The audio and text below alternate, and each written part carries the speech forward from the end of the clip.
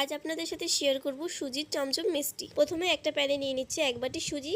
তারপর সুজিটাকে একটু হালকা করে ভেজে নেব। সুজিটা ভাজা হয়ে গেলে 2 বাটি লিকুইড দুধ দিয়ে অনবরত নেড়েচেড়ে একটা সুজির ডো তৈরি করে নেব। সুজির ডোটা তৈরি হয়ে গেছে, এখন একটা প্লেটে তুলে নেব। এখন এর মধ্যে দিয়ে দেবো 1 চামচ গুঁড়ো দুধ আর 1 চামচ ঘি। এখন এই সুজির ডোটাকে ভালোভাবে মেখে নেব। সুজির ডোটা ভালোভাবে মেখে নেওয়া হয়ে গেছে।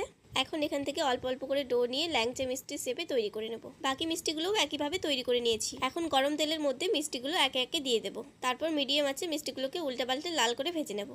মিষ্টিগুলো ভালোভাবে ভেজে নেওয়া হয়ে গেছে। এখন মিষ্টিগুলো তেল ছড়িয়ে একটা পাত্রে তুলে নেব। এখন এই মিষ্টিগুলো আগে থেকে তৈরি করে রাখা চিনির শিরার মধ্যে দিয়ে দেব। তারপর মিষ্টিগুলো চিনির শিরার সঙ্গে ভালোভাবে মিশিয়ে নেব। এখন মিষ্টিগুলোকে ঢাকা দিয়ে রেখে দেবো 1 ঘন্টার জন্য। 1 ঘন্টা পর এখন ঢাকা খুলে নেব। এখন এই মিষ্টিগুলো আগে থেকে তৈরি করে রেখেছিলাম একটা ইনস্ট্যান্ট মাওয়া। এই মাওয়ার মধ্যে মিষ্টিগুলো ভালোভাবে মাখিয়ে নেব। খুব সহজেই তৈরি হয়ে গেল সুজির চমচম মিষ্টি। রেসিপিটি ভালো লাগলে একটা লাইক, কমেন্ট আর চ্যানেলটা সাবস্ক্রাইব